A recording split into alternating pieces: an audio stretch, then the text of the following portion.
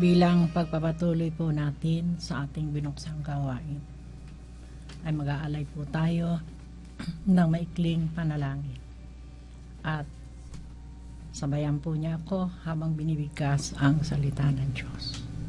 Si Yahweh ang aking pastol. Hindi ako magkukulang. Ako'y pinahihimlay sa mainam na pastulan. At binibigyan niya ako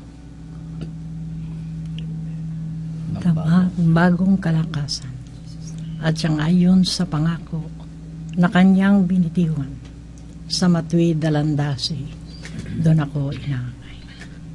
Kahit na anda ang iyo'y tumatahak sa karimlan, hindi ako matatakot pagkat ika'y kagapay. Ang tungkod mo at pamalo, ang gabay ko at sanggalang sa harapan ng lingkod mo. Ikaw ay may handang dulang. Ito yung ginagawa. Nakikita ng kaaway. Nalulugod ka sa akin na ako ay langisan at pati na ang saro ko ay yung pinangako. Tunay na ang pag-ibig mo at ang iyong kabutihan sa akin tataglayin habang ako'y nabubuhay. Sa ating pong maikling binigkas na panalangin ay punong-puno ng pag-asa, pagtulong at pagkalinga. At sa pamamagitan ng panalangin ito, damhin po natin ang presensya ng Diyos. Yung Diyos na punong-puno ng pagmamahal, nang ihandog niya ang kanyang bugtong na anak para sa ating kaligtasan. Yung Diyos na hindi nagbabago at tapat sa kanyang mga pangako. Kung kaya nga po, mga kapatid, sa gabing ito, sa ating patuloy na pakikinig, umasa ka, mga kapatid, na anuman ang idulog at hingi natin sa pamagitan ng iyong pananalig at pagtitiwala, katiyakan, hindi ka mabibigo. Yan ang pangako ng Diyos. Lalo't higit, yung kanyang paalaala na kung malinis ang ating puso, kailan may walang kabiguan ang lahat ng ating kahilingan at ilalapit sa ating Panginoon. Kung kaya nga, mga kapatid, sapat nubay na banal na Espiritu Santo para tayo lubos na maging karapat-dapat sa lahat ng idudulog. Hingin natin ang tulong ng Diyos na samandaling ito'y gawad ang pagpapatawad sa bawat isa. Linisin ang ating puso at umasa ka sa kanyang pangako. Pangako ng Diyos na kung malinis ang puso mo, hindi ka mabibigo sa lahat ng iyong idudulog sa Kanya. Kung kaya nga, sa gabing ito, patuloy po ang aming pagbabalik ng papurit, pasasalamat, at inaangkin namin dakilang Diyos sa lahat ng aming hihingit idudulog sa gabing ito. Ang sabi mo'y hindi pa man namin tinatanggap. Ang namin na ito'y pinagkaloob mo na. Kung kaya nga po, Panginoon, salamat ng marami. Nawa po itong ipinaalala mo sa amin bilang pagtulong sa mga ay magsilbing inspirasyon na sa pamagitan itong programang ito, Endless Love of Jesus, ay manatili po tayong makinig at idulog natin lahat ang ating mga problema, alalahanin sa buhay at angkinin mo ang lahat ng iyon ay ipinagkaloob na ng Panginoon. Kaya nga po, salamat ng marami. Thank you, Lord. Sasaling. Muli po ay magandang gabi at nais ko pong ibahagi, bagamat ang pagkatawag po sa akin ay sa lugar ng Malabon, na ako naman dito isinilang sa bayan ng Lucena, pero may pamamaraan po ang Diyos sa pagtawag sa bawat isa sa atin. Gumagamit siya ng mahalagang bagay na hindi mo inaasahan. Ang naging daan po, kung kaya ako ay nasama sa ganitong gawain, ay nang magkaroon ng karamdaman na cancer ang aking brother husband. At sa tulong po ng Diyos, sa tulong ng aking kaibigan na nagdala sa akin sa ganitong gawain, ay in-extend po ang kanyang buhay na 10 taon without medicine. Since then, tuloy-tuloy po ako sa pagsunod at paglilingkod sa ating Panginoon. Marami po akong nakitang mga kababalaghan na kung titingnan po natin, napaka-imposible. Pero sa Diyos po ay walang imposible. Dito ko po nasaksihan kung paano isang patay ay nabuhay. Ito po ay naganap sa lugar ng Giginto, Bulacan. At sa akin pong patuloy na paglilingkod sa ating Panginoon. Wala pong naging sagabal, although marami akong pinagdaanan mabibigat na problema.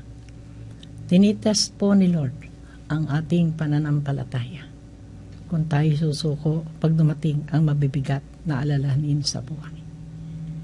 Ako po'y laging nagpapasalamat at nagpupuri sa Diyos. Sa maraming problemang dumating sa aking buhay, hindi po naging sagabal sa aking pagsunod sa ating Panginoon. 27 taon na po ako sa ganitong gawain. Tuloy-tuloy.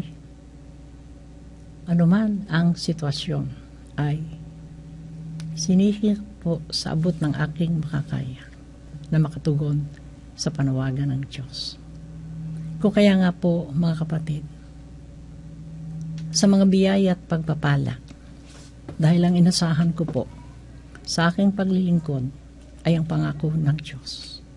Nangako siya sa bawat isa sa atin na kung tayo susunod ng may katapatan ay hanggang ika-4 sa aling lahi. Tandaan po natin, may pangako siya na ang biyaya at pagpapala ay ipagkakaloob sa bawat isa sa atin. Kung kaya nga po, mga kapatid, sa patnubay po ng banal na Espiritu Santo. Sa pagkatawag sa akin, hindi po ako humingi ng ibang bagay.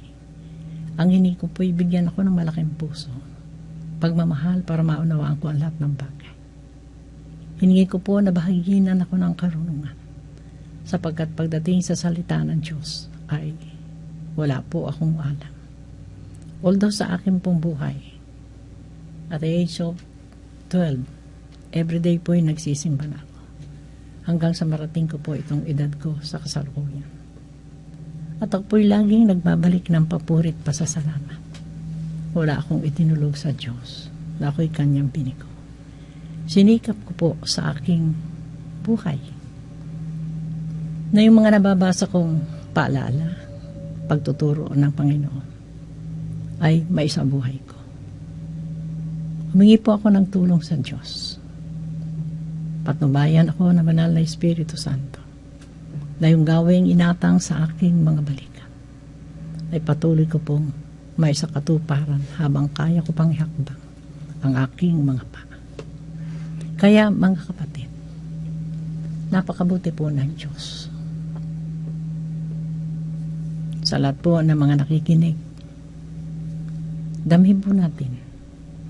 Alam natin sa mga samandaling ito, kasama natin si Lord. Maliwanag po ang binabanggit sa banal na kasulatan, na kung saan may 2-3 na nagkakaisa ng panalangin, naroon ang Diyos. Sa kagalingan po, mga kapatid, para makapit natin ang ganap na kagalingan. Ang sabi ni Lord, sundin po natin ang kanyang pagtuturo. Mag-alay tayo ng papuri, pasasalamat sa Diyos. Pagsisihan po natin ang lahat ng mga mali nating nagawa. Umasa ka, kapatid. Sa pamagitan ng iyong pananalig at pagtitiwala, ang kinin mo, ang karamdaman mo ay pagagalingin ng Diyos. Buhay po si Lord. Hindi po siya namimili. Maging sino ka man, tayong lahat na kanyang nilikha ay mahal niya. Kung kaya nga po sa gabing ito, mga kapatid, kung may karamdaman ka, idampi mo yung kamay mo sa bahagi kung saan naroon yung sakit, kirot na nararamdaman mo. Hingin mo ang tulong ng Diyos. Pagsisihan mo yung mali mong ginawa. Ang katiyakan ay ipagkakaloob ni Lord ang kagalingan. Ganyan po ako nagtiwala at nanampalataya sa Diyos. Sa dami ng mga inilapit ng mga may karamdaman, iba't ibang uring sakit. Kagaya po doon sa ating mga kapatid sa lugar ng Mauban. Isa po siyang head nurse. Ang karamdaman niya ay lupus. Sa pamagitan po ng kanyang pagsunod, patuloy na pagtugon sa gawain ng ating Panginoon, ay nakatanggap po ng kagalingan yung ating kapatid. Hindi lang po yan. Sa lugar po ng Anos, ang sabi ng may bahay, Mother, ang anak ko po ay dinuduguan tenga. 3 doktor po ang aking pinagdala. Subalit, hindi po maampat ang dugo. Naki 80,000 po akong gastos. At habang ako po ay nagpe-pray-over, ang sabi ng Holy Spirit, yung daliri mo, lagyan mo ng langis. Ipasok mo sa tenga ng bata. Katiyakan sa pananalig ng ina at malaking pagtitiwala mo sa akin, ang bata pong may karamdaman kapag dakay huminto ang pagdudugo. Ganyan po ang Diyos. Napakabuti. Hinihintay lang ay ang ating paglapit. Hinihintay lang ni Lord ay yung ating malaking pagtitiwala. Ang nagpapagaling po ay ang Diyos, hindi po ang nagpe-recover. At yung iyong malaking pananalig sa kapangyarihan ni Jesus, yun po ang nagpapagaling. Tandaan po natin, mga kapatid, huwag kang mag-alinlangan ni bakit.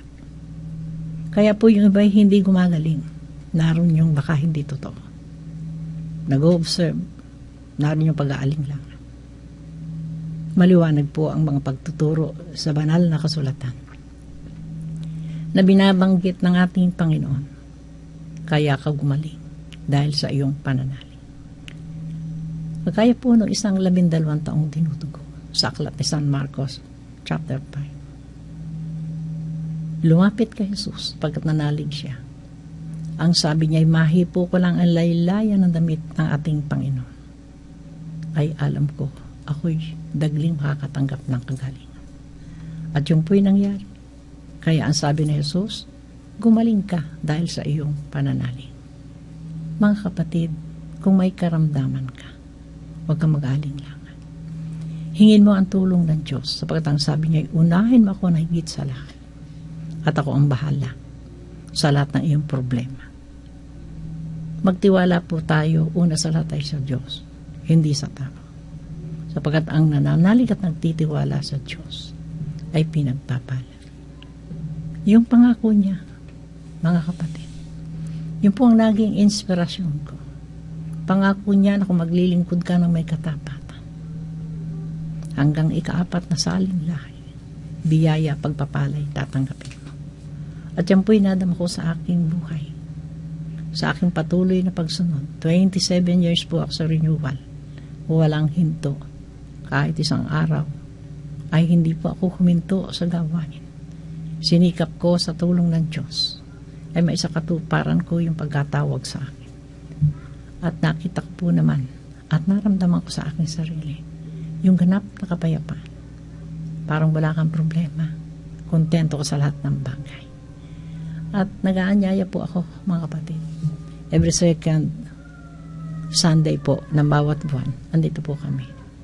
May chapel po tayo dyan sa Baliero Subdivision, tapat ng Gulang-Gulang National High School. Meron pong karatula doon. May problema ka? May sakit ka? Naghihintay po si Lord. Pagtapak mo doon, mag-wish ka, katiyakan. Ano man ang hingin mo, may pananalig at pagtitiwala, ipagkakaloob ng Diyos. Ganun po kabuti ang ating Panginoon. Ganun siya nagmahal sa bawat isa sa atin. Hindi niya tinitingnan maging sino ka man. At umasa ka, kapatid.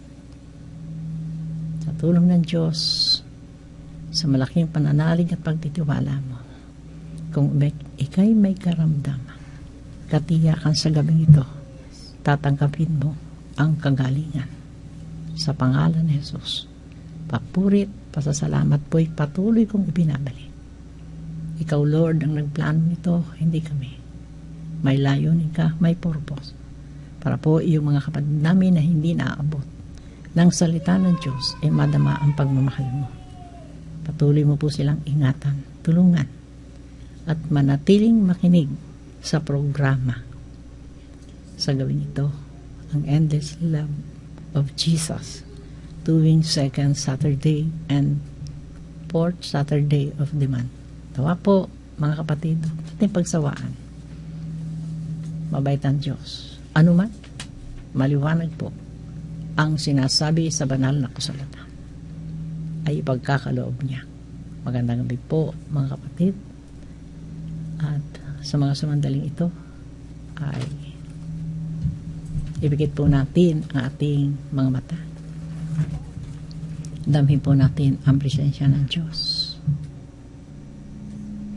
Ipatong ang kamay sa bahagi kung saan naroon yung ating karamdaman. Hingin ang tulong ng ating Panginoon.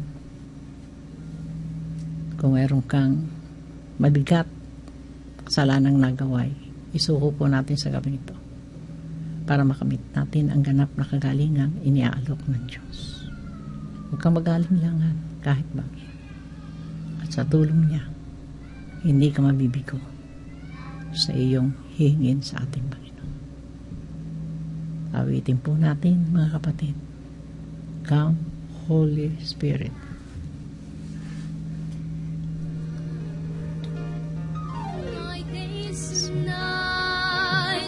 Yes, O Lord, sa mga samandaling ito. Alam ko po na ang kagalingan ay nakakamit namin sa pamamagitan ng tulong mo. At sa patnubay ng banal na Espiritu Santo, ibaba mo po ang banal mong Espiritu sa bawat isa, sa aming lahat na nakikinig sa programang ito. Alam namin, Lord, na hindi mo kami bibiguin sa lahat ng aming hiningit ay dinulong, sapagkat ang sabi mo ay maliwanag o walang kabiguan ang sino man na nananalig, nagtitiwala sa iyong walang hanggang kapangyarihan. Salamat po, dakilang Diyos, sa mga pagpapala at nawa ay patuloy po nating pakinggan ang programang ito na siyang magiging daan ng pagbabago sa ating buhay, sa ating pamilya at katagumpayan ng lahat ng ating mga ginagawa. Thank you, Lord. Amen. Damhin po natin yung napakagandang himig ng awitin. Sa tulong po ng ating Panginoon, mga kapatid, sikapin po natin patuloy na paalala. Sabi ko nga po, pag ako'y naisa sa gawain, makulit ako, kinukulit ko para yung mga kapatid namin ay madama yung pagmamahal ng Diyos, kagaya ng naganap sa amin. At sa pamagitan po, mga kapatid, ng banal na Espiritu Santo na pinagkaloob na regalo ng ating Panginoon sa amin pong lahat, sa bumubuo ng Love of Jesus Catholic Charismatic Community, ay lubos po ang aking pasasalamat sa mga napapakinggan kong mga miracle na ginagawa ng Diyos sa pamagitan ng kanilang pananalig at pagtitiwala. Huwag po tayong mag-alala. Kaya po kumisay hindi natin makamit ang mga biyaya aron sa atin yung damo. Sa akin po, mga kapatid, patuloy kong ibinabalik ang papurit pasasalamat. Ni bahagya'y wala po akong doubt sa ating Panginoon. Walang pag-aalinlangan na ang lahat ng hihin ko'y hindi niya ibibigay. At yan naman po ang katotohanan. Sabi ko nga, wala akong hiningi na hindi binigay ng Diyos. Maliban daw sa tumama sa loto, sapagkat ayaw ni Lord ng sugat. Ang layunin ko po ay maging maayos ang aming chapel sa lugar ng Malabon. Wala po kaming sariling venue. Nangungupahan lang po kami. At ang nais ko'y maging maganda. Pero nung madamak po na sa aking ginawa ay hindi nakalulugod sa Diyos, na ako'y makaramdam ng isang karamdaman Humingi ako ng tulong. Ano ba ang mali ko, Lord? Turo mo nga. At yan po ang pinalala sa akin. Kaya nga po, mga kapatid, lubos ang pasasalamat ko sa napakagandang regalo na ipinagkaloob ng Panginoon sa gawain ng LOJ. Although sabihin, ang babae ay hindi nararapat na mamuno, subalit iba po ang plano ng Diyos. Hindi ko rin po ito plano, pero ang Diyos ang nagplano at sa tulong po niya ay naisakatuparan ko. Patuloy akong tumutugon. Patuloy na nagbibigay ng kagalingan ng Diyos sa maraming tao sa pamamagitan po ng sama-samang panalangin ng mga kapatiran, sa pamamagitan ng pananalig at pananampalataya ng mga taong dumudulog at humihingi ng tulong. Mga kapatid, hindi ko po ito hanap buhay, kaya ito po'y palagi kong inuulit. Ito po'y kusang loob kong pag-apostolate. Alam ni Lord kung ano binigay ko. Time, talent, treasure. At sa tulong po naman ng Panginoon, ay napakabuti niya. Kung tayo ay marunong tumanaw ng utang lalaw, lalo tikit po ang Diyos. Alam niya kung anong ating ginagawa. Sapagkat ang sabi nga po sa banal na kasulatan, ang paghatol ng Diyos ay depende sa ating ginagawa. Alam mo sa sarili mo kung sino ka. At ang katiyakan, kay sumusunod sa utos sa tagubilin ng ating Panginoon. Sinasabuhay mo ang kanyang salita. Kapatid, hindi ka mabibigo. Lahat ng hihingin mo ay bibigay ng Diyos. Maliban doon sa bagay na hindi nakalulugod sa Kanya. Kaya nga po, mga kapatid, patuloy po nating pakinggan ang programang ito na magdudul sa atin ng inspirasyon para tayo ay makapaglingkod sa ating Panginoon ng tuloy-tuloy. Wala po akong hinto. Uulitin ko. Hindi sa gabal ng asawa ko ay naghihingalo, iniwanan ko para makatugon sa gawain ng Diyos. Hindi sa gabal ang baka, brown out. Lahat ng uri ay walang naging sagabal sa aking paglilingkod. At yan po'y sa tulong ng Diyos. Sabi nga nila, bahagi ng pagkatawag sa akin. Kaya ko ang lahat ng bagay na nagaganap sa aking buhay. At yan po'y lagi kong ipinagpapasalamat. Sino ba ako para pagkalooban ng Diyos ng mga ganong biyaya? Kaya po'y ang aking pong laging inspirasyon sa aking buhay ay sa lahat ng sandali. Yung panalangin hindi ko inaalis sa aking isipan. Saan man ako naroon, ay lagi po ako nag-aalay ng panalangin para sa kaligtasan ng aking mga kapatid, para sa katagdagang katiyagaan sa paglilingkod sa ating Panginoon. Nawa po yung mga binabanggit na napapakinggan natin. Subukan po natin. Hingin natin ang tulong ng Diyos. Lahat ng iyo'y kaya ko po nagawa ay hiningi ko sapagkat nanalig ako sa kanyang salita. Ano man ang hingin mo, kung nananalig ka, ibibigay ko sa iyo. Hindi ka mabibigo ano man ang hingin mo. Kung kaya nga po, ibinabahagi ito, magsibinuwang inspirasyon sa bawat isa na buhay ang Diyos. Ang kulang ay ang ating paglapit. Ang kulang ay ang ating pagtitiwala. Huwag kang magaling-langan, kapatid, ni Bagit. At sa pamamagitan ng kanyang kapangyarihan, hindi ka mabibigo. Ituturo ng Diyos kung ano ang dapat mong gawin para ka umunlad. Ituturo ng Diyos kung ano ang dapat mong gawin para makamit mo ang kanyang pangakong kaligtasan. Sa lahat ng bagay, ang banal na Espiritu Santo mag-guide sa sino man natutugon sa kanyang tagubilin, susunod sa kanyang mga pinag-utos. Nawa po yung mga salita, mga sharing na ibinabahagi ng bawat kapatid. Panaligan po natin. Subukan natin. Ang Diyos po hindi namimili sa ating lahat. Pwede niyang ipagkaloob yung pinagkaloob sa bawat kapatid kung susunod ka lang sa kanyang mga utos at tagubilin. At huwag magsawa ng pag-aalay ng panalangin. Sikapin po natin sapagkat kung sa sarili nating kakayahan, hindi natin kaya. Yung maglingkod, na halos lahat ay binigay mo sa Kanya. Pero ang katiyakan ay ang biyaya at pagpapala ay babalik ng Diyos sa bawat isa sa atin na mananatiling tapat na tumutugon sa Kanyang panawagan. Lahat po tayo ay binaginan ng Diyos ng karunungan. Gamitin po natin. Alam mo may problema yung kapitbahay mo. Kausapin mo. Isama mo sa gawain. At pag ikay magiging daan ng kaligtasan ng iyong kapwa, may pangako po ang Diyos sa bawat isa sa atin. Kaya nga po, Panginoon, sa pamagitan po ng Banal na Espiritu Santo, yung aming mga binanggit, sharing ng bawat kapatiran, iukit mo po itong lahat sa aming puso, sa aming isipan.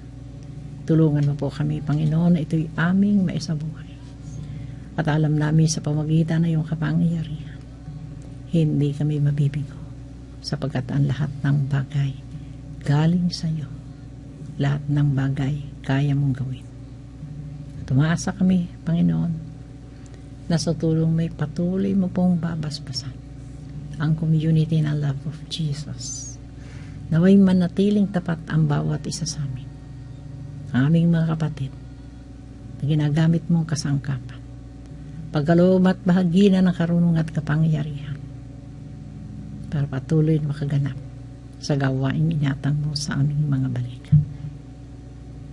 Maasa ko, Panginoon, na sa pamagitan ng mga salita mo, hindi mo po kami bibigyan. Mananatili kaming nagkakaisa. Panatilihin mo po ang pag-uunawaan sa bawat isa sa amin.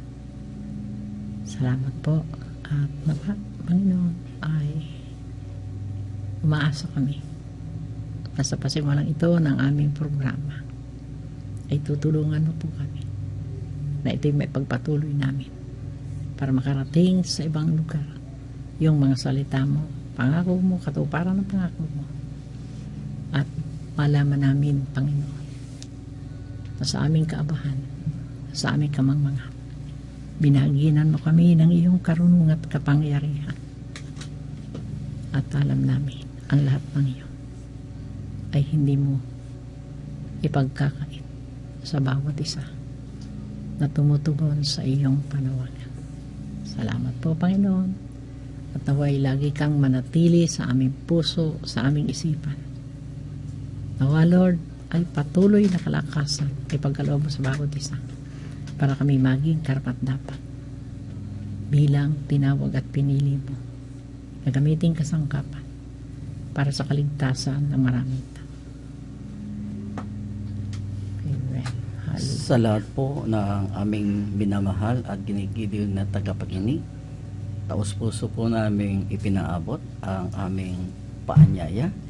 Bukas po sa ganap ng 2:00 ng hapon ay magkakaroon po tayo ng sakripisyo ng Santa Misa sa loob po ng ating chapel ng Love of Jesus Catholic Charismatic Community dito po sa Unson sa Balyero, Sitio Rabanso, Lucena City. Gayon din naman ipinaalam namin sa mga kapatiran na bukas po ng umaga kami po ay dadako sa lugar ng Mauban Prayer Group upang patuloy po naming isakatuparan ang pangangaral, pamamahagi ng kabutihan at kadakilaan ng Diyos. Wala po kaming pinipiling lugar, wala po kaming pinipiling tao, ang lahat po niya'y mga pawang minamahal ni Kristo. Purihin ang dakilang Diyos. Kapakinig po natin dito sa DWBM 103.9 Spirit FM. Ang bagong programa ng Endless Love of Jesus ay patuloy po kaming naghihintay at handang makiisa sa anumang paglapit ng mga kapatiran natin, lalong-lalo na po dito sa lalawigan ng Quezon. Malapit po ang ating Retreat House at Prayer Chapel dito po na binanggit ng ating head servant sa harapan po ng Gulang-Gulang National High School, Unson, Sabaliero, Lucena City. Meron po tayo dumaabutan na napakagandang groto na kung saan ay maaari po tayong dumulog sa mabathalang awa ng Diyos sa pamagitan ng kanyang buktong na anak. Meron po tayo dumunting parke na kung saan ay maaari po tayong mag-stroll at ating maramdaman ang napakagandang nilika ng Diyos na mga punong kahoy at ang mga malamig na simoy ng hangin at ang napakagandang lugar na inaalagaan po ng mga kapatiran po natin dito sa Endless Love of Jesus. Napakalapit po ng lugar kung ito po ay ating ipagdarasal na makarating po tayo sa mga gawain ng Endless Love of Jesus sa ating pong chapel.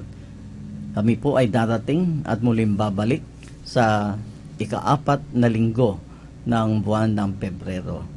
Purihin ng Diyos at naway patuloy tayong manatiling nakikinig sa programa ng Endless Love of Jesus sa ilalim po ng station 103.9 Spirit FM. Salamat po sa inyong lahat na aming minamahal at ginigiliw na tagapakinig. Purihin ang Panginoon. At isang maluwalhating gabi po sa lahat po naming ginigiliw na tagapakinig dito sa DWBM 103.9 Spirit FM.